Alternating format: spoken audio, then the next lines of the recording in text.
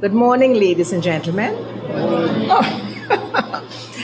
Honorable Minister in the Ministry of the Environment and Water Resources, Ms. Ramona Randian, our Chairman of the Board of Governors, Professor vannamei, and other members of the Board of Governors, our Acting Director, Dr. Lemesi, and staff of the Institute, and all distinguished ladies and gentlemen, members of the media. The objective of this presentation is to give you a broad understanding of the marine recirculating system, which set the stage for the project in cultivating Pacific white shrimp, and which you're going to hear a little more about this morning. So let us begin. We have our sea water collection and trucking. Our water was trucked in and not piped in. There we have our transport tanks, maximum capacity, 5 of them, 1,125. Our transport truck, you would note that the transport tanks are interconnected for ease of filling and decant.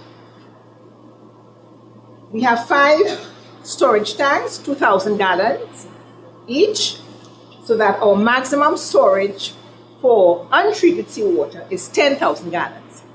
Our maximum storage for treated, and you're going to see that in a little while, of treated seawater is 10,000 gallons, and then the water that runs through the system amounts to about 5,000. And therefore, our total requirement in terms of trucking for the commissioning of the 3 grow tanks was approximately 25,000 gallons. We have backup in terms of our untreated water and our untreated seawater, same 10,000 each, and therefore our total trucking was 45,000 gallons approximately. Okay, in terms, we had to do our water quality tests. The water source was off the Coast Guard jetty. We tested for the physical parameters, pH, dissolved oxygen, and so forth. We also did the microbiological tests, heavy metal tests, mercury, iron, lead, and nutrient tests. And there we have our facilities manager and Addison, of course, helping us with the suction hose, the discharge hose, and ensuring that we'll have rapid fill and decant from our transport tanks. And we have arrived at the IME compound, inserting our discharge hose into our storage tanks for untreated seawater. So there we have it. There are 5 of those.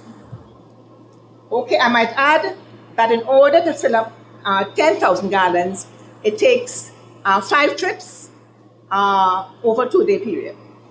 Here we have the sterilization process. The first step in the process is that I might add that our untreated water was treated with domestic bleach and left standing for 2 to 5 days. The mechanical filtration, passive, for the removal of particulate matter. This is our inflow line from the tanks for the untreated water.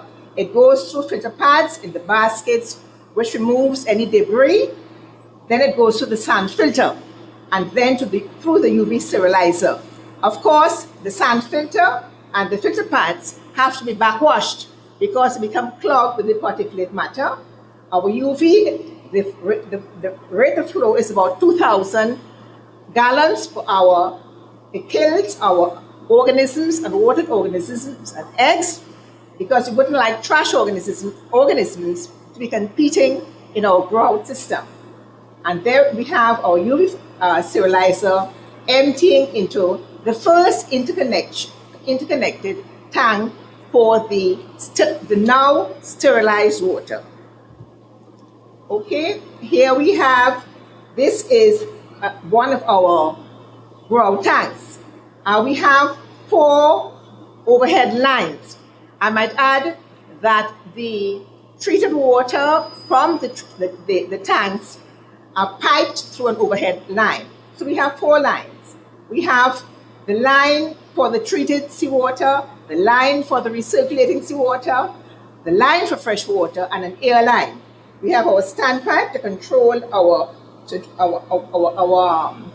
the height of the water, and our grid diffusers at the bottom here, placed at the bottom for aeration.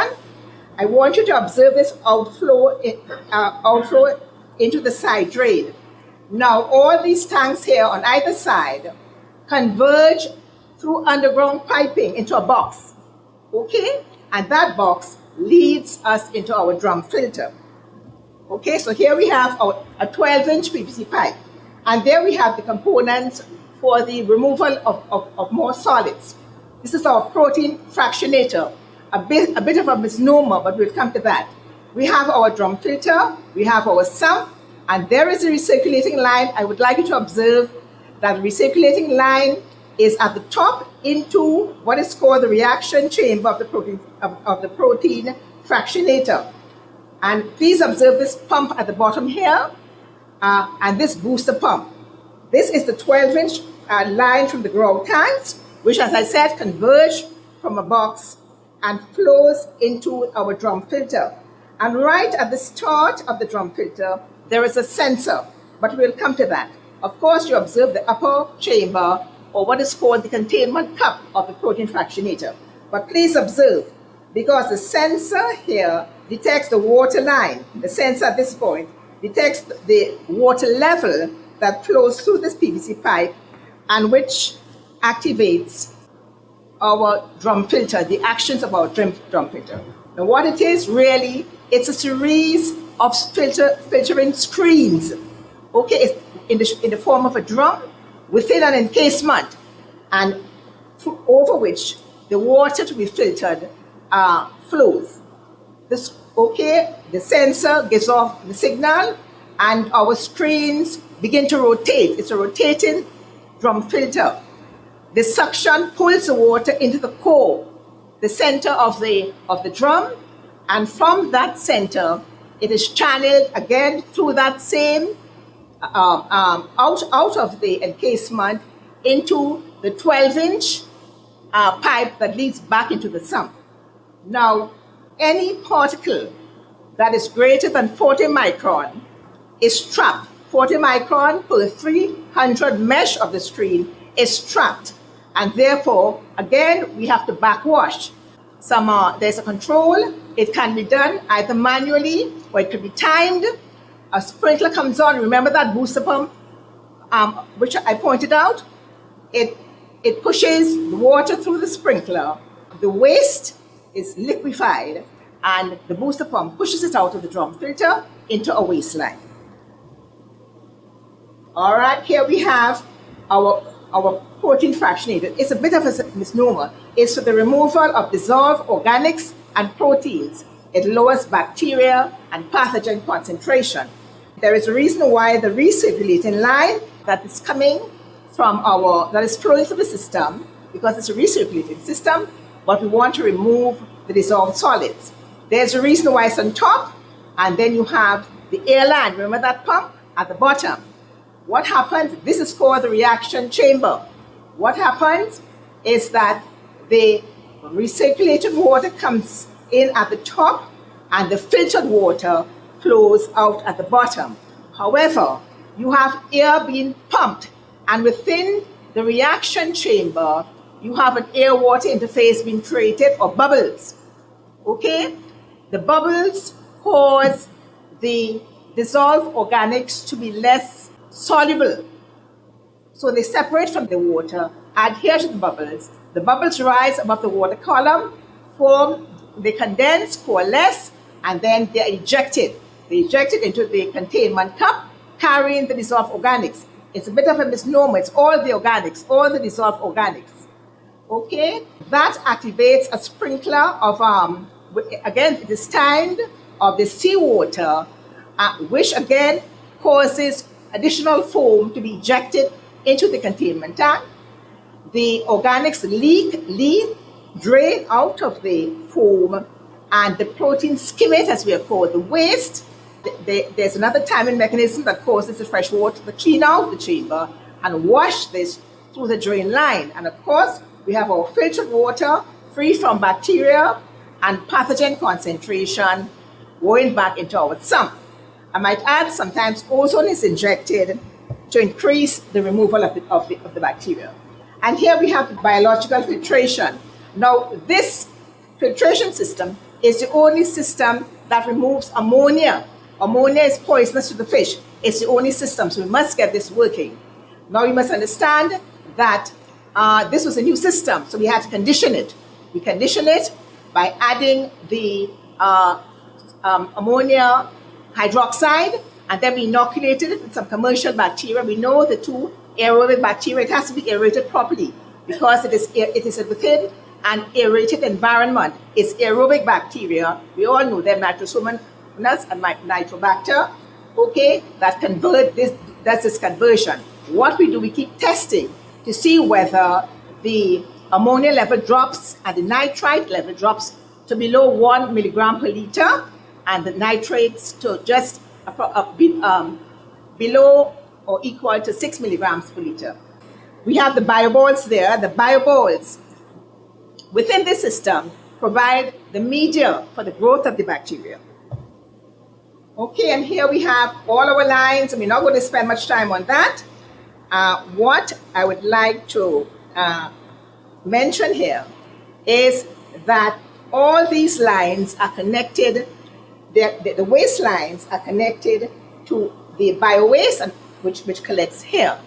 Okay, now as I mentioned, we have a lot of lines. We have data loggers.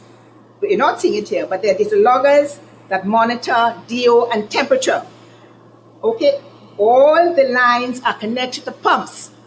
Okay, except that the airline, of course, there's a control room. Okay, which pushes the water through the recirculating line, pushes the water through the fresh line. The blower pushes the air, of course, through the system. There is the diesel loggers are connected within to monitor DO and temperature, are connected to a control panel in this secured control room housing the pumps and the blower, which is connected. The panel is connected to computer. It can detect through the data loggers and through the control panel when the system is not in what is called a steady state. Okay, and it gives off a signal, and you will see the alarm signal. And you have of course, it's a 24/7 job. We'll have people coming to, well, not 24/7, but what I'm trying to say, you've got to ensure the system is up and running 24/7. And there are backup systems, of course, in terms of our pumps, because you can't shut down the system. One thing I want to mention is that this is an environmentally stressed system, and you want to maintain the desired parameters at optimal level, okay, which is, of course, the dissolved oxygen. Okay, so there's something called, just briefly, a mass balance calculation that you have to do. You identify and quantify the inputs and the outputs. Okay, you determine the changes, the conversions, and so forth, because one has to estimate the daily flow of water through the biofilters. Remember, the biofilters is very important that water flows through the biofilters, because it's the only filtration system that removes the ammonia that is poisonous to the fish. All right, so we finished with that. That is it. That gives you a brief expose on what the marine RAS is all about. We come to the quarantine and the ministry area very quickly. Of course, we have a mini RAS set up here in terms of essentially the same thing. Of course, we don't have protein fractionation drums and drum filter attached here. Okay, it's attached to the larger system. It's not really in a freshwater system because there is more load, and we don't have the luxury of changing the water. We have to truck in the water, so we have to put in more systems to remove the solids. Okay, there we have our little, we brought in 2 batches of 10,000, 5,000, 5,000. We have a little screen, so they wouldn't escape. They were barely discernible when they came in. Okay, and they were fed on brine shrimp and a micro diet 4 times per day for the first 3 weeks. Let's run through it. We had a sample. They had to be weaned, of course, off the brine shrimp and the micro diet onto the feed. I must say, this species here has a very low protein requirement. It does not require just 40% protein. Okay, so we fed them 30% of with sampling and data collection. Let us move on. And there we are observing the counting of the shrimp for transfer. We have our staff Addison and another staff member transfer to our grow tanks in our shade house. This is our shade house, and in our marine RAS. There is Rhea, and we are watching the acclimatization. I might add, when it comes from the airport, of course you've got to acclimatize it. You don't want to shock the fish from off the airplane. So it has to be acclimatized in the quarantine areas. We are acclimatizing them here as well, just making sure that, because of the difference in water temperature, we don't shock and kill off all our young shrimp. And there we are stocking. We stocked 3,700 juveniles at 84 shrimp per square meter. And here, of course, we are monitoring our water quality, and this is Addison again, and we're taking our data recording. We are checking out our YSI meter, and this is the result of this is what we're trying to achieve. In 6 to 7 months, marketable jumbo-sized shrimp, 5 to 6 to the pound. In Trinidad, when you're talking about shrimp, that's the way in which you determine. You talk about how many shrimp to the pound. Okay, so it's like our shrimp, our white shrimp, painted shrimp, we're going to grow it up to that level, jumbo size. It grows to a maximum of 9.1 And here's some quick facts. I'm sorry for the wavering screen, but just down here, you're seeing the advantages. It's large size. It grows to 23 centimeters. Male, the females, of course, they grow faster than the males, achieving a greater length, and it is a high price commodity, and that's why it's advantageous. I just want to draw reference to the fact that in the late 80s, we did production in the US of specific pathogen-free, resistant, and tolerant broodstock. Cultivation was accelerated in the USA and Asia, and of course the main countries in Asia are China, Malaysia, Vietnam. There's some ban in terms of the exportation of an exotic disease because it is native. Oh, you're seeing it here. It's native to the Eastern Pacific. Mexico in north, as far south as northern Peru, and therefore there are certain bans. It's only this year that the ban in terms of the importation of this shrimp was lifted in India and Bangladesh. The shrimp growers and exporters are requesting a lift. Okay, we have come to the end of our expose on the growth of our shrimp. There would be a video, of course.